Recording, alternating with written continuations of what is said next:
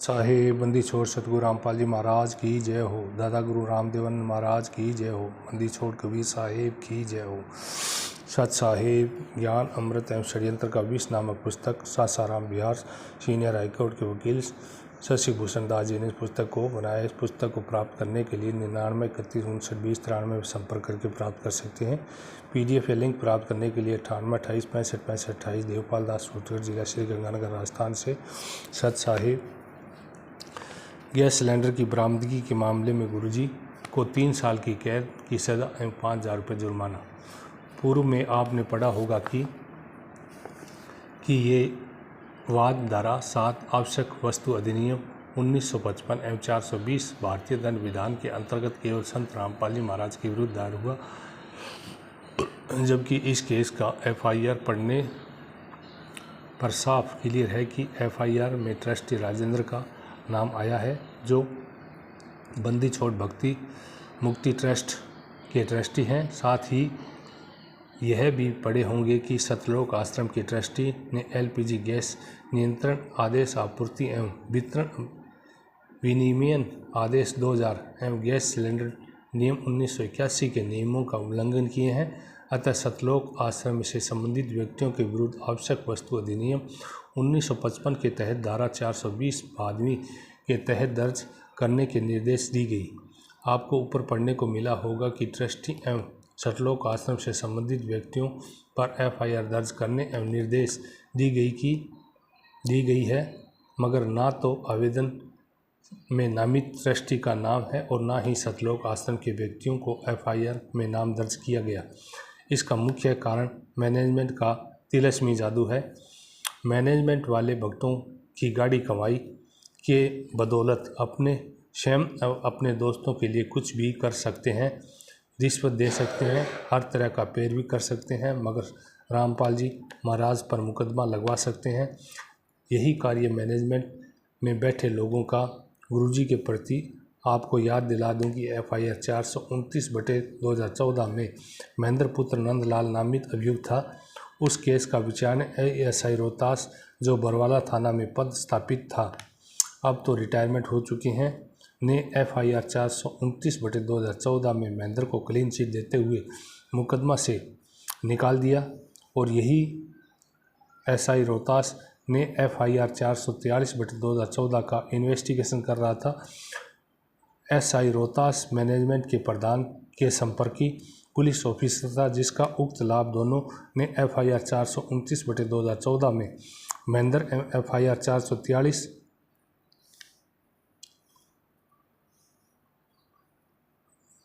Management के प्रधान संपर्की police officer था, जिसका लाभ उक्त दोनों ने FIR 429/2014 में महेंद्र एवं FIR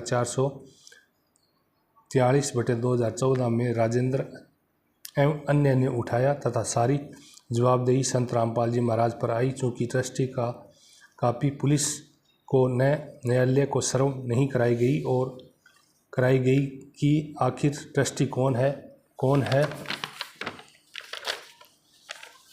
न्यायालय में अनेकों बार ट्रस्ट कापी दाखिल करने के लिए मैनेजमेंट द्वारा रखे गए गुरुजी के वकील से मांग किया, मगर मैनेजमेंट ने प्रस्तुत नहीं किया, जिसका परिणाम हुआ कि 408 सिलेंडर आश्रम में प्राप्त हुए और आश्रम का संचालक के रूप में संत रामपाल जी महाराज हैं तथा सिलेंडर उनके आश्रम में बरामद हुई। इसीलिए अकेला संत रामपाल जी महाराज को इस मुकदमे में अभियुक्त बनाया गया। जांच पूरा होने एवं चालान पेश होने के बाद संत रामपाल जी महाराज के विरुद्ध 7 EC एक्ट के तहत चार्ज फ्रेम की गई। बाद में 420 भारतीय दंड विधान के तहत आरोप भी गठित की गई।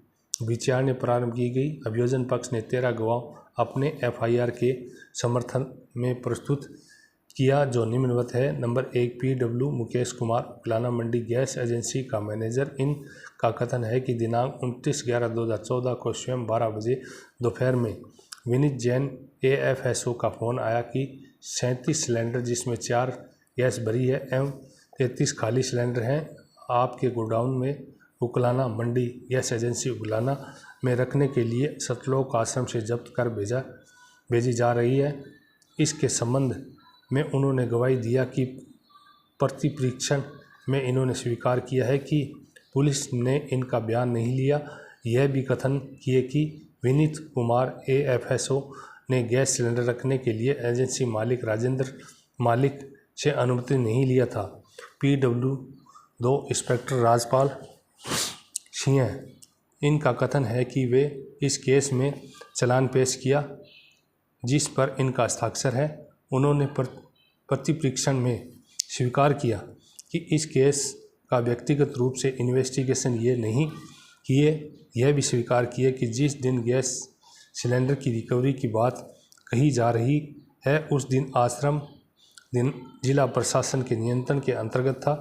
PW3 Sushil Kumar, deputy manager Bharat gas Hisar, इन्होंने अपना कथन किया कि 29/11/2014 को लगभग 12 बजे दोपहर विनीत जैसे FSO का कॉल रिसीव किए तो बताया कि उकलाना का केस संबंधी सिलेंडर उनके गोडाउन में रखने हेतु शाम को 4:30 बजे AFSO विनीत जैन ने 134 सिलेंडर प्राप्त हुआ, जिसका प्राप्ति रसीद विनीत जैन को दिया। PW4 Sunny, manager gas agency Barwala, इनका कथन है कि यह 29/11/2014 को 12 बजे दोपहर में विनीत जैन का फ़ोन रिसीव किए तो बताया कि कुछ सिलेंडर इनके गोडाउन में रखने हैं। उसके बाद 99 सिलेंडर इनके गोडाउन में रखे जो सतलोक आश्रम बरवाला से बरामद की गई थी। PW5 कांस्टेबल इकबाल सिंह, इनका कथन है कि ये दिनांक 16/4/2015 बरवाला थाना में जनरल ड्यूटी पर थे। उस दिन MHC राकेश एल्युमिनियम बोतल का 12 सैंपल प्राप्त की जो FSL मधुबन में जमा कराना था। ये उसी दिन FSL मधुबन में जमा कर दिए। इन्होंने प्रतिपरीक्षण में बताया कि इनका बयान पुलिस ने दिनांक 18/4/2015 को लिया। PW6 योगेश मालिक, मैनेजर भारत गैस तलवंडी राणा, इनका कथन है कि दिनांक 29/11/2014 को लगभग 2:30 बजे शाम में विनीत जैन AFSO का फ़ोन आया कि गैस सिलेंडर रखने हेतु इस संबंध में ये अपने मालिक को फ़ोन से संपर्क कर विनीत जैन के पास कॉल बैक किए। उसके बाद लगभग 3:30-4 बजे शाम में विनीत जैन 158 सिलेंडर भेजे जो IOC कंपनी का था। प्रतिपरीक्षण में इन्होंने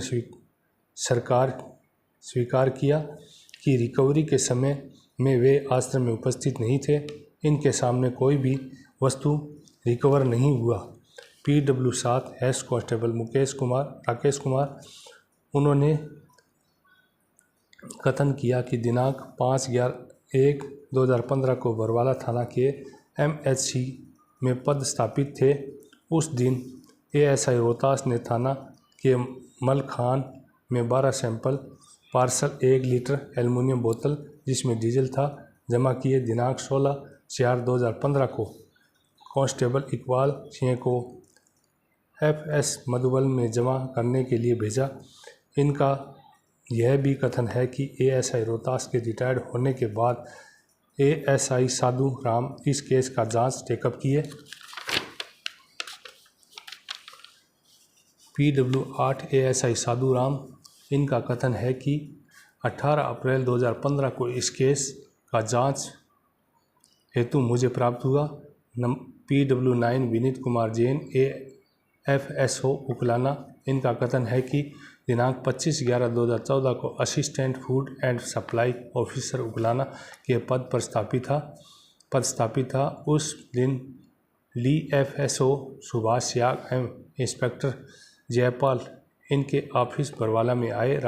साथ में राजेंद्र जगरा भी थे। वे भी सभी सतलोक आश्रम गए और चेक किए कि 408 सिलेंडर पाए। वे स्वयं कथन करते हैं कि सतलोक आश्रम में फ़ोटो लेते वक्त कोई नहीं था। वे सिलेंडर को कलेक्टेड सामाजिक कार्यकर्ताओं के सहयोग से किए। PW10 ली FSO हिसार सुभाष याग, ये कथन की चेकिंग टीम का एक सदस्य दिनांक 24/11/2014 एवं 25/11/2014 को विनीत जैन बरवाला इंस्पेक्टर राजेंद्र सतलोक आश्रम बरवाला गए। दीवान चंद शर्मा DFS ने आदेश दिया कि SP को लेटर भेजने के लिए। उन्होंने स्वीकार किया कि छापा के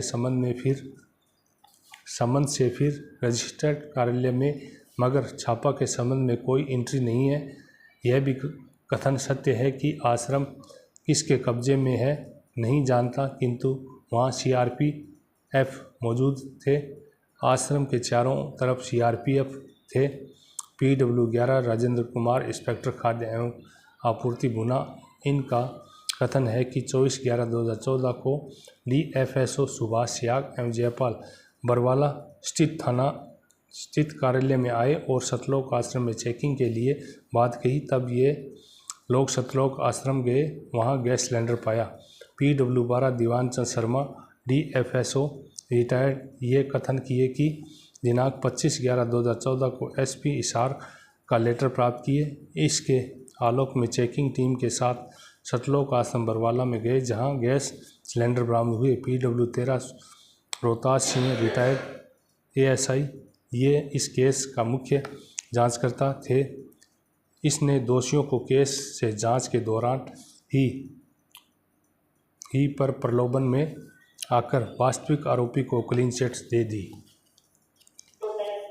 उपरोक्त लोगों ने अभियोजन पक्ष में गवाही किया। अभियोजन पक्ष का वकील ने उपरोक्त 13 गवाहों की गवाही कराने के बाद इस केस में अब कोई गवाह नहीं देने के लिए दिनांक 18/12/2019 को आवेदन देकर अपनी गवाही को क्लोज कराया, यानी बंद कर दिया। उसके बाद न्यायालय ने रामपाल जी को अभियुक्त का सफाई बयान लेकर सफाई साक्ष्य में गवाह प्रस्तुत करने का अवसर दिया।